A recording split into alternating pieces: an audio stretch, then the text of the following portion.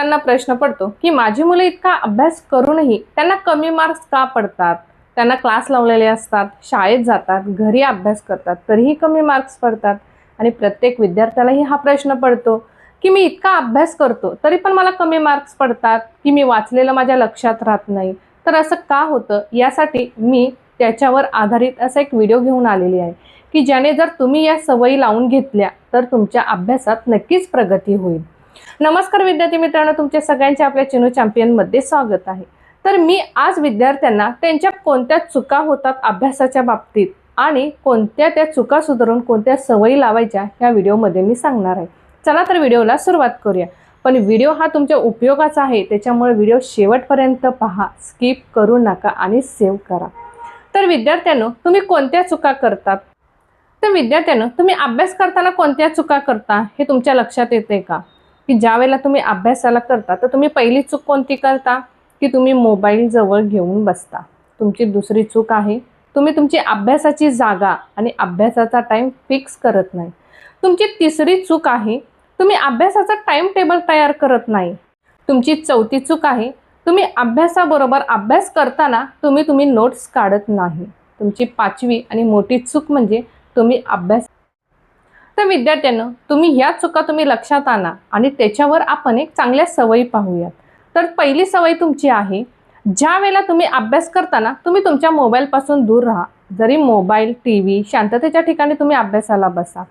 कारण कसं आहे, मोबाईल जर जवळ असेल तर तुमची जर मोबाईलमध्ये एक नोटिफिकेशन आले की तुम्ही अभ्यास करत असाल तर तुमचं लक्ष काय होतं, विचलित होतं। त्याच्यामुळे तुमचं परत अभ्यासात लक्ष केंद्रित करण्यासाठी परत टाइम जातो। त्याच्यामुळे जवळ मोबाईल असेल तर मोबाईल सायलेंटवर ठेवून अभ्यास करा, त्याने तुमचं लक्ष अभ्यासात केंद्रित होतं। तुमची दुसरी सवय आहे तुम्ही तुमची अभ्यासाची जागा आणि अभ्यासाचा टाइम फिक्स करा। की तुम्हाला तर माहिती आहे की तुम्हाला कधी अभ्यासाला बसायचं आहे, किती वेळ अभ्यासाला बसायचं आहे, हा टाइम तुम्ही फिक्स ठेवा।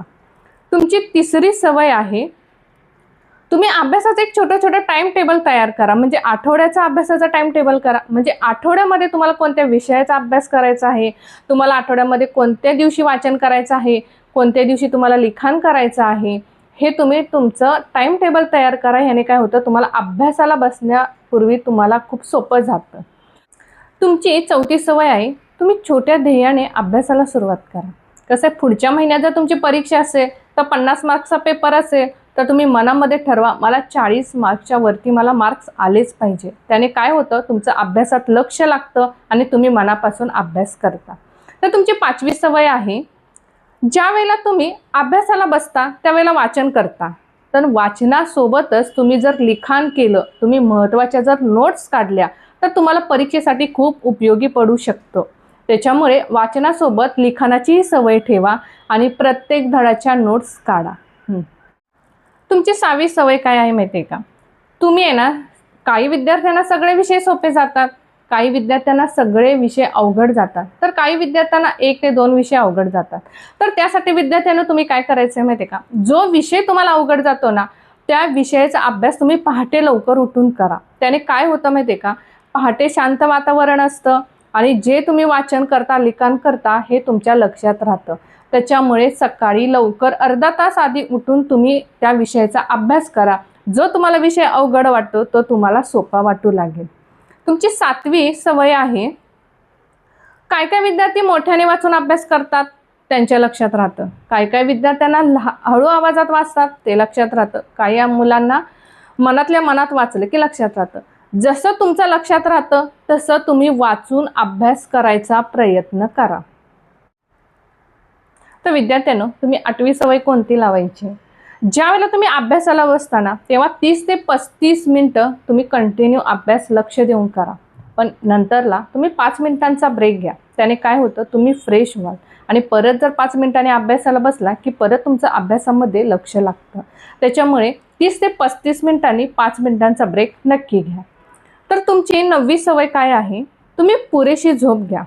रात्रीचं 12-1 वाजेपर्यंत अभ्यास नका करू। तुम्ही जर पुरेशी झोप घेतली तर तुमच्या मनावरती ताण येणार नाही। त्याने काय होतं, पुरेशी झोप झाली की तुम्हाला अभ्यासाचा कंटाळा येणार नाही। तुम्हाला जर जो अवघड विषय वाटतो, मी सांगितलंच मागच्या पॉईंटमध्ये की जर अवघड विषय वाटतो तर अर्धा तास लवकर उठा, त्या विषयाचा अभ्यास करा आणि जो तुमचा टाईम फिक्स ठेवा. म्हणजे तुमची झोप कशी पूर्ण होते ह्याच्याकडे लक्ष द्या.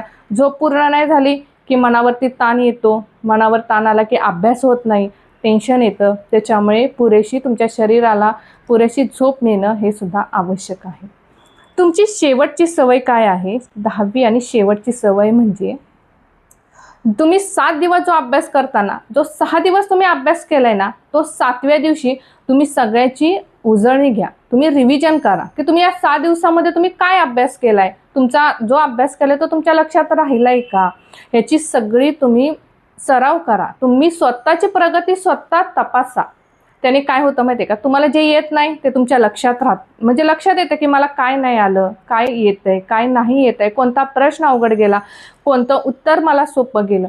याने काय होतं, तुम्ही स्वतःची प्रगती तपासली की तुम्हाला पूर्ण समजून जातं. त्याच्यामुळे एक दिवस असा ठेवा की तुम्ही स्वतःची प्रगती चेक करण्यासाठी.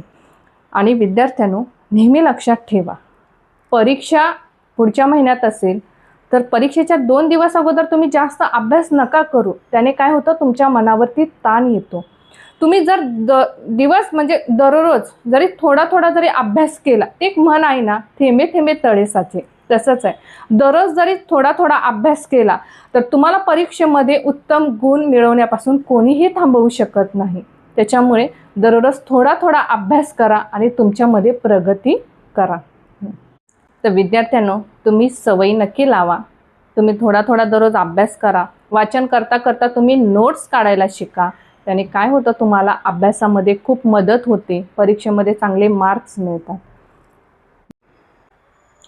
तर विद्यार्थ्यांनो, तुम्हाला जेवढाही वेळ मिळेल तेवढा तुम्ही सोशल मीडियावरती वाया घालवू नका. तुम्ही अभ्यासात लक्ष द्या. तुम्ही स्वतःची तुलना इतरांशी करू नका.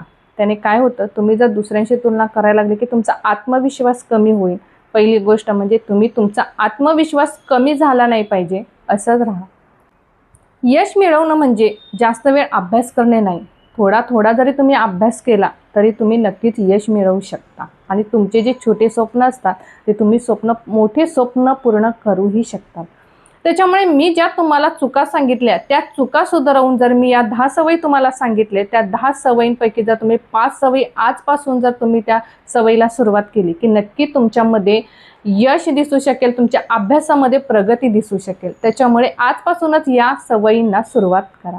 तर विद्यार्थ्यांना, तुम्हाला हा व्हिडिओ कसा वाटला मला कमेंट करून नक्कीच सांगा. तुमच्या मित्रमैत्रिणींना शेअर करा. आणि अशाच आपल्या शैक्षणिक अभ्यासासाठी आणि अभ्यासाच्या टिप्ससाठी आपल्या चॅनेलला लाईक, शेअर आणि सबस्क्राईब करायला विसरू नका. भेटूया अशाच सुंदर व्हिडिओमध्ये. धन्यवाद.